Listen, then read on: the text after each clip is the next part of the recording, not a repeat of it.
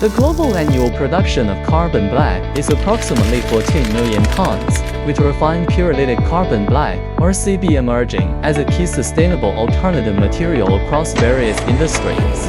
Its primary applications are focused on tire manufacturing, especially for passenger tires, with around 20% use in automotive rubber products, conveyor belts, hoses, seals, etc., and 10% in plastics and pigments, black additives for plastics, films, inks, and industrial coatings. However, raw pyrolytic carbon black has a rough structure and contains impurities, severely limiting its industrial value. Beston has overcome this bottleneck through innovative grinding plus granulation technology, significantly enhancing the fineness of the carbon black, improving the overall quality of RCB, and greatly expanding its application range and commercial value.